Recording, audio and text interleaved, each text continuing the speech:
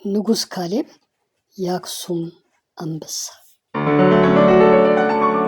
የአክሱም መንግስት በዛሬዋ ኢትዮጵያ ሰሜናዊ ክፍል የነበረና በጥንቱ ዓለም እጅግ ከፍተኛ ስልጣኔ ከነበራቸው መንግስታት አንዱ ነበር።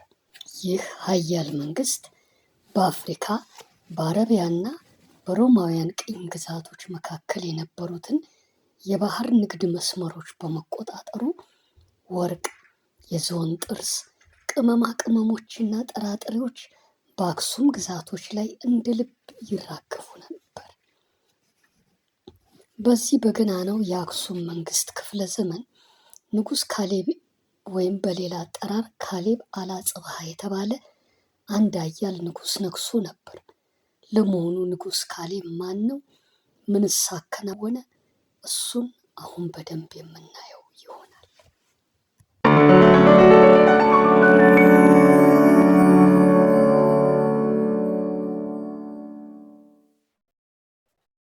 ካሌብ ኃያሉና የፍትህ እንዲሁም የሃይማኖቱ ሰው።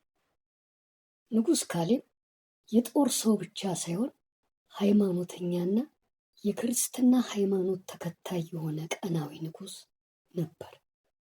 በሱ ያገዛዝ ዘመን የክርስትና ሃይማኖት ይበልጥ በማደጉ በአክሱም የነበረውን ሕግጋት፣ ባህልና ማንነት መልኩን እንዲቀይር አድርጎታል። ንጉሥ ካሌብ ለክርስትና ቀናኢ በመሆኑ የየመን መንግስት በክርስቲያኖች ላይ የሚያደርሰውን ግፍና በደል በሰማ ጊዜ እነሱን ለማዳን ትልቅ የጀግንነት ስራዎችን ሰርቷል። ለመሆኑ ምን አይነት ጀብድ ሰራ? ክርስቲያኖችንስ እንዴት አዳነ ብንል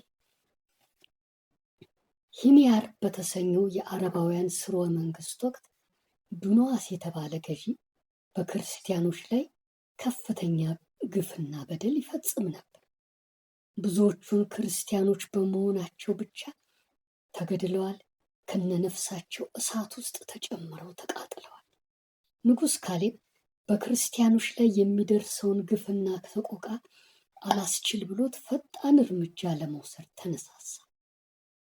ወዲያውኑም ብዙ ጦር አዘጋጅቶ በመርከብ ቀይ ባህርን ተሻግሮ የመን በመግባት ንጉሥ ዱንዋስን ተዋግቶ በማሸነፍ በክርስቲያኖች ላይ የሚደርሰው ግፍና በደል እንዲቆም እንዲሁም በየመን ፍትህና የሃይማኖት እኩልነት እንዲሰፍን አደረገ። ከድሉ በኋላ ንጉሥ ካሌብ የራሱን ዝና ከማስፋት ይልቅ በየመን በርካታ አብያተ ክርስቲያናትን በመገንባት የየመን ክርስቲያኖች በጠላታቸው እንዳይጠቁ በመከላከል እንዲሁም በፍትህ፣ በጥበብ፣ በማስተዋልና በፍቅር እያስተዳደረ ቆየ። የመንግስቱን ሰላም ካረጋጋ በኋላ ከዙፋኑ በመውረድና ንግስናውን በመተው ቀሪ ሕይወቱን በጾምና በጸሎት ለማሳለፍ ሲል ገዳም ገብቶ መነኮሰ። ልጁ አፄ ገብረ መስቀልም በፋንታው ነገሰ።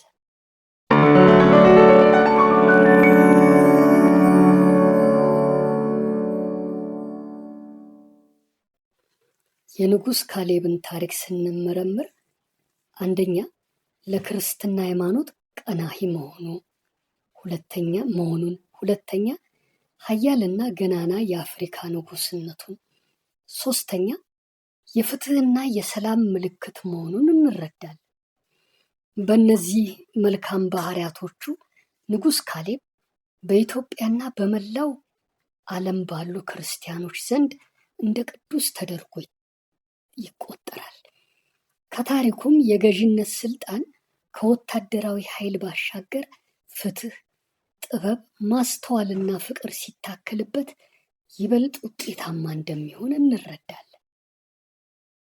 ንጉሥ ካሌብ በኃይልና በፍትህ ያስተዳደረ እንዲሁም ለክርስትና ሃይማኖት ቀናዊ የሆነ ኃያል ግን ጥበበኛና ፍትሃዊ ንጉሥኑን እንረዳለን። ይህ ታሪክ የአክሱም ብሎም የአፍሪካው ኃያል ንጉሥ ካሌብ ሰራዊቱን በቀይ ባህር በማንቀሳቀስ በአካባቢው ያለውን ታሪካዊ ቅርጽ የቀየረበትን መንገድ ያሳያል። ከጥንት እስከ ዛሬ ያሉትን ስለ ጥንታዊ መንግስታት፣ ስለ ዓለም፣ አፍሪካና ኢትዮጵያ ታሪኮች እንዲሁም በታሪክ ዙሪያ ያሉትን ዶክመንተሪ ነገሮች የማወቅ ፍላጎት ካላችሁ ቻናሉ የእናንተ ስለሆነ ሰብስክራይብ አድርጋችሁ ታሪካዊ እውቀቶችን ቀሰሙ። አዳዲስ ነገሮችን ለመማር ቪዲዮአችንን ላይክ አድርጉልን። በኮሜንት መስጫ ቦታ ላይም ደግሞ ሀሳብ አስተያየታችሁን ግለጹልን።